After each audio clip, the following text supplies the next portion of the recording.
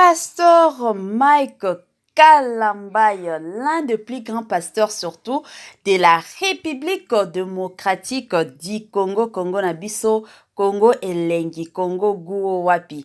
Congo Nabiso, balukela biso kaba matière. Congo Nabiso eza place au matière evanda kabande konanga. Congo Nabiso eza place oyo journée soki ebandi kabo etibo lala ezalaka toujours na ba nouvelle, ezalaka toujours na ba news oyo ekoya kotambola sur les réseaux sociaux. Pas possible. Salut cher Bouchou, salut cher abonnés, salut cher connaissances, salut surtout les amis de Étoile Lune Inès TV. J'espère que vous allez bien. Quant à moi, je suis bel et bien, super bien, par la grâce de Dieu. Chers Bouchou, chers abonnés et chers connaissances, yato royo miniature ezoloba déjà makambo nyonso tu bandeko nanga. Makambo nyonso tu na poisa.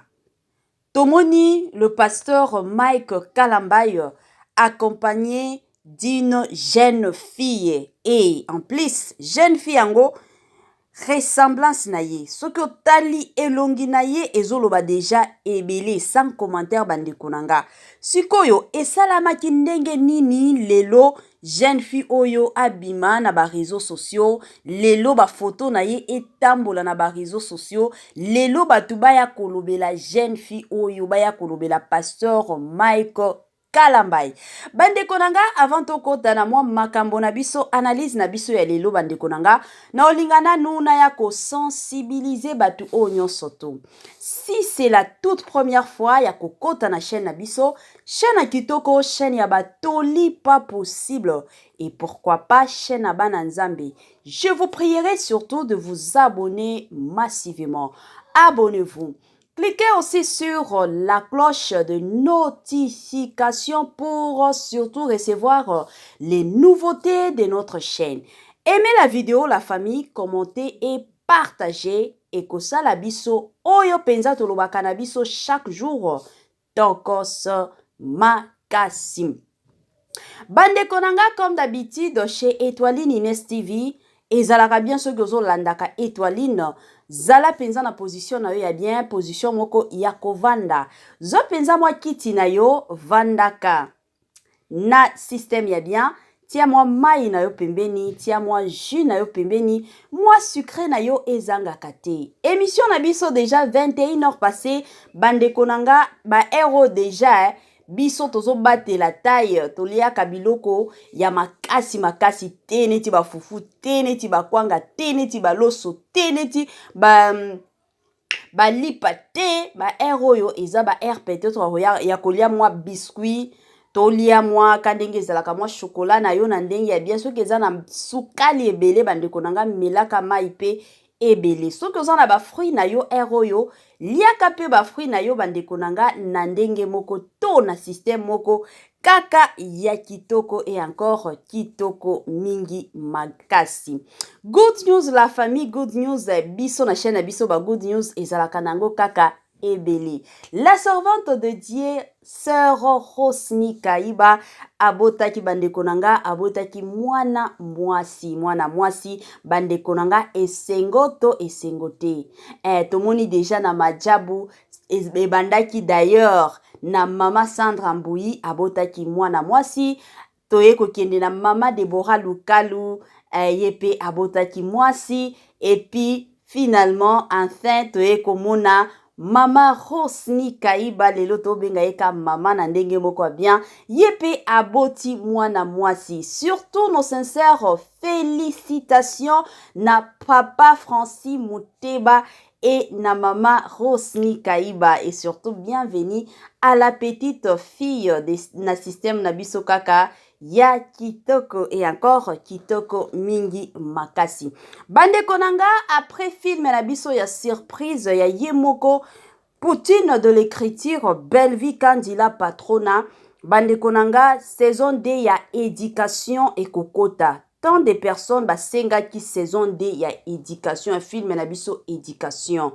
Donc toye ko informer bino ke saison 2 après film na biso ya surprise saison de bandeko nanga ekokota na système moko ya bien et encore ya bien mingi makasi.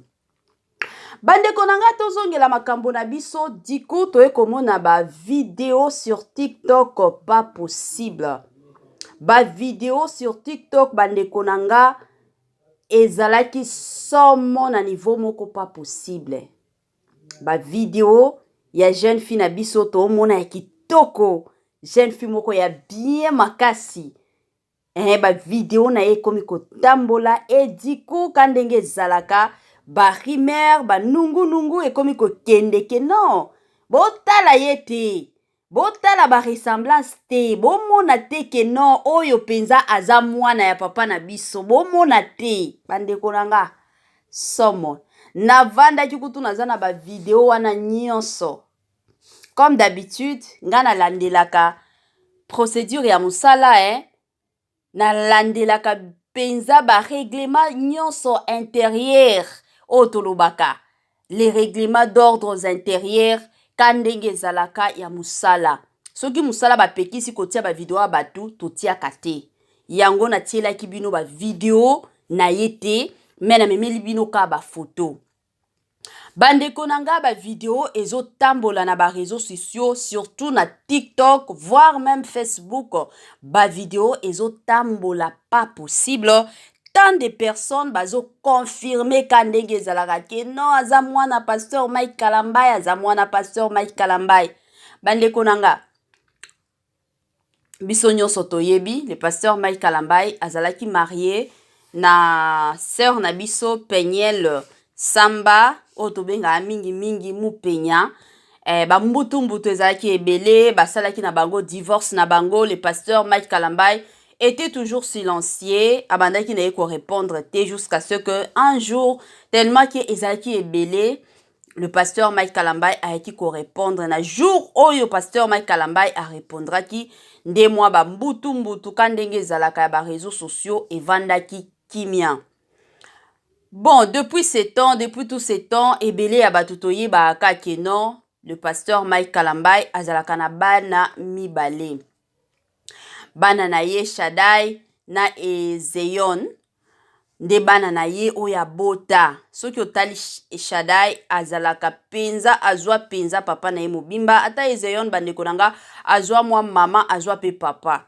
Et du coup, tango vidéo oyo ekokota na ba réseaux sociaux, tant de personnes bakomi kolobaka ndenge balobaka. Oh, aza mwana ya pasteur Mike Kalambai, aza mwana pasteur Mike Kalambai, pourquoi bando bomba mwana na ye bandeko nanga ezalaka pasi pe mawa.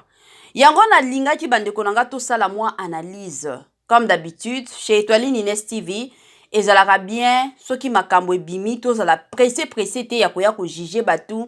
Tozalaka na biso pressé te ya koya ko finga batu, mais tozalaka na ta na biso ya ko vandaka to faire raisonner surtout mitu na biso, to faire réfléchir surtout intelligence na biso bandeko nanga na système moko ya bien. Alors, selon bino bomona photo oyo, bomoni yango bandeko nanga, bomoni ba photo nyonso mibale ona tie, selon bino mwana oyo atanga moko soki botali ressemblance penza ya makasi ya pasteur Mike Kalambai eza. Et puis soki totali bien na famille ya pasteur Mike Kalambai, ressemblance ezala ya makasi ata na bandeko na ye ya basi, ressemblance ezalaka bandeko nanga pona ba o déjà ba mona bandeko ya pasteur Mike Kalambai, ressemblance ya makasi bandeko nanga ezalaka pas possible. Alors yango bato ebele o za mwana ya pasteur Mike Kalambai, aza mwana pasteur Mike Kalambai, selon bino bo confirmer yango, selon bino bo moni ndenge nini kandenge ezalaka. Et surtout motuna nanga ya mibale eza que kandenge mba nungu ezotambola na ba réseaux sociaux que non, si réellement aza mwana pasteur Mike Kalambai, comme batu bazotuna pourquoi abombaki mwana na ye, ba raison nini ça epusaka ke ba parents balakisaka bana na bango te sur les réseaux sociaux to balobelaka bana na bango te, surtout bana peut-être babota avant mariage. Eza ko bomba to eza ko protéger bana. Bandeko nanga kandenge to sala analyse na biso, bo sala ya bino na ba commentaire, yanga pe na ko salango na koloba kandenge ezalaka na système moko ya bien et ya bien mingi makasi. Bandeko na nga na okota na makambo o nyonso tu o aza mwana pasteur Mike Kalambai o emataki ekitaki o ekendaki ndenge boye ezongaki boye esalaki boye. Bandeko na nga toloba nanu si réellement jeune foot o mona aza mwana ya pasteur Mike Kalambai. Premièrement nakoki koloba pasteur Mike Kalambai aza parmi ba pasteur o ba marka pays na biso. Aza pasteur moko surtout na situation o eleka na ba makambo ya divorce na ye ya ye na Madame Penyel Samba. Bandeko nanga ebele elobamaki tant de personnes, tant de journalistes, tant de chroniqueurs et chroniqueuses bafingaki le pasteur Mike Kalambai. Mais en aucun jour pasteur Mike Kalambai ayaki ko répondre. Wana nyonso elakisaki toujours que non aza msala nzambe. Parce que tout le monde a battu mosusu bakoya ko répondre te mais ba mateya na bango et répondraka. Au monde aka mateya moko boye directement et pesibino ba réponse. Mais c'était pas le cas avec le pasteur Mike Kalambai. Donc agarda ki silence na ye bien que batu ba finga batu ba loba kandenge batu ba lobaka mais jamais ayaki ko répondre mutute. Et si il s'agissait que non moi nango, jeune fille Oyo, c'est la fille biologique ya papa Mike Kalambai. En tout cas, na omona nanga problème te. Pourquoi? Toyebi biso nyonso que non, pasteur Mike Kalambai aza star. Yende aza star. Kozala star eza te que no famille mobimba, il faut batu nyonso ba yeba bango na ba réseaux sociaux te. Ezalaka bongo te. Yonde oza star, yonde kombo na yo ekolobama partout. Yonde kombo na yo kofingama partout. Et surtout, ba parents o na lobaka ba parents responsables de parents responsables, baza ba parents o babombaka bana na bango. Surtout na monde ya réseaux sociaux. Soki omoni parents azo lakisaka bana na ye na ba réseaux sociaux, muke ba photo ya bana na ye, muke ba vidéo ya bana na ye, aza parent responsable te. Parent o yazaka penza responsable abombaka bana na ye. Parce que monde oto vivre eza monde moko eza na makambo ebele. Eza na makambo ebele bandeko nanga pas possible. Eza na makambo mosusu tomonaka te. Mais ba oyo nzambe asala bango ngolu ya komonaka. Ya koyokaka. Ya komonaka nini elekaka na monde oya ya mibale bandeko nanga. Je pense que ceux qui nous ont appelé qui biso ba miso wana biso nyonso na monde oyo tant de personnes peut-être ata kotia ba photo na bango na ba Facebook balingaki ba bandoti yango ti. Yango omona ba parents bazalaka ba responsable jamais omona ta photo ya mwana na ye na ba statut ya ba Facebook na ba statut ya ba WhatsApp to na ba TikTok le to komi komona ba mama ebele na ba papa ebele ba komi ko exposer bana na bango na ba réseaux sociaux. Mais ce n'est pas le cas na ba parents mosusu. Neti ba parents neti ba pasteur Mike Kalambai. Aza déjà pasteur. Ayebi déjà monde ndenge nini fonctionnaka. Alors jamais akoki koya kobanda ko exposer vie ya bana na ye. Et puis Dédé, ata soki le pasteur Mike Kalambai abotaki avant babala na Penyel. Eza vie na ye quand même. Eza vie na ye, aza na besoin te ke aya sur les réseaux sociaux pour na bando présentaka bana na ye ke non ndenge eza boye biographie na nga yango yo na botaki avant mariage, après mariage na botaki boye boye te. Baza bana na ye. Baza bana na ye parents nyonso abombaka bana na ye. Eza na ba makambo mosusu, il faut elekaka nango dans les secrets. Ba makambo mosusu ka ndenge ba mbutu ebimaki ndenge ebimaka nango wana ebimaki ya divorce ya ye na Penyel Samba, il fallait na bana ba makambo nyonso ebima na ba réseaux sociaux. Oui, gloire au Seigneur. Mais ça n'a pas makambo mosusu ye en tant que parent, en tant qu'un père responsable, jamais akoki koya alakisa ke non o eza mwana nanga na botaki oyo boye boye te. Aza na ta wana te. Ta na ye eza pona ko protéger mwana na ye. Et puis, ce que eza mwana na ye te, mosusu, quand ne tozalaka na ba famille, ressemblance peut-être mwana ya grand frère, aye ko resango ko kanana tata leki na ye. Donc mosusu ezalaka mwa bongo. Eza mwa bongo jusqu'à présent La petite fille, la grande fille d'ailleurs, Azar ta toute petite fille te, Azar grande fille.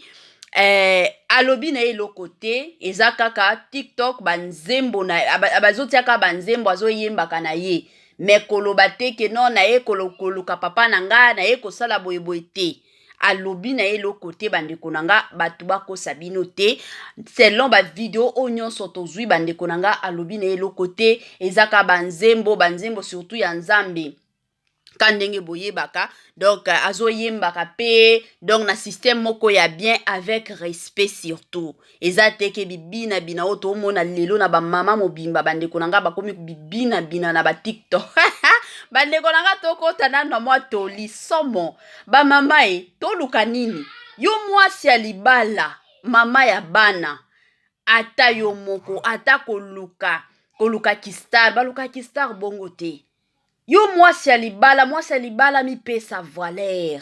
Mwasi ya libala mi pesa ka valeur. Yo mama libala, mwasi ya libala, mama ya ndaku. Mama o babengaka mama ya ndaku, aza mwasi moko ami pesa ka valeur. Bibi na bina eza nini? Okomi danseuse. Toko comprendre peut-être ba célibachou, a koti na ya zobina, peut-être na obina wana kozwa mwa mobali. Mais yo mwasi ya libala, ozobina. Et il y a tant de personnes aujourd'hui, bazobina kabongo mibali na bango baye bakatate ke mwasi nanga sala ka ba TikTok na binaka. Siko mosusu omona kaka ba camarade ya mobali na ye nde bazomona tala mwasi ya camarade na biso. Ekitisaka valeur, ekitisaka réputation. Basi ya mabala, tomi pesa valeur. C'est bien kozala na TikTok, luka mwa eloko lelo to mona ta ba mama mosusu na ba TikTok wana azo lamba na ye, azo lakisaka batu koma kwa ranjaka ndaku, koma kosomba ka biloko provision ya ndaku, ba biloko ya bongo eza ba biloko yo mwasi ya libala kota.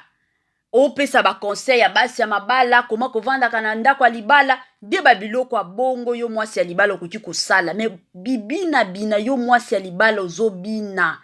Eza nini oluka nini bandeko nanga eza pasi basi ya mabala tomi pesa valeur talaka lelo okoti komona c'est normal eza nango bien nazo bina il y a de ces personnes basi bazui ba vidéo wana batie na ba TikTok na bango un jour okola na yo ozoyeba te mwana na yo ya mwasi baye kobala ye imagine soni o esalaka sikoyo mobali ya mwana na yo aye kozwa video wana mama bokilo azosala nini azobina ekozala soni ya makasi babilo mosusu tonto osalaka lelo dans le présent totala pe futur na biso est-ce que biloko na osala ekoaffecte futur na nga te parce que bane eumelaka nango te bane mikolo bandeko nanga ezoumela nango te muke tokoti na ne mususu muke tokoti na ne mususu donc biloko wana nyonso avant sala avant kendo bina kana ba TikTok mama na ngai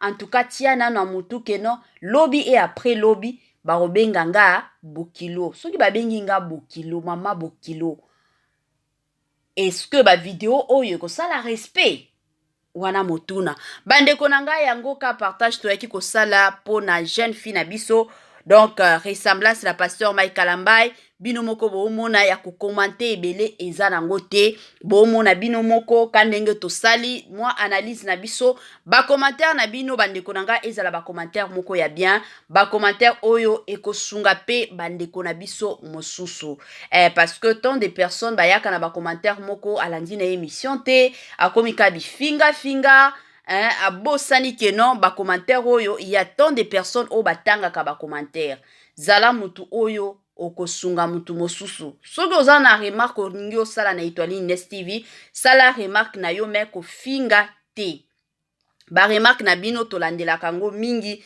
mais oyo toignoraka eza oyo ba remarque boyaka na mafinga nga soki namoni commentaire ya mafinga na efasaka yango directement ezala bongo donc koyeba na yo keno na effacer nanga commentaire na yo bandeko nanga mwa suka ya partage na biso na ya lelo bandeko nanga ezalaka bongo biloko kitoko umelaka nango te donc donc wana nde fin na biso na système moko kitoko bandeko nanga bosalela biso ba partage botiela biso ba commentaire kaka ndenge ezalaka. Bye bye la famille et à la prochaine.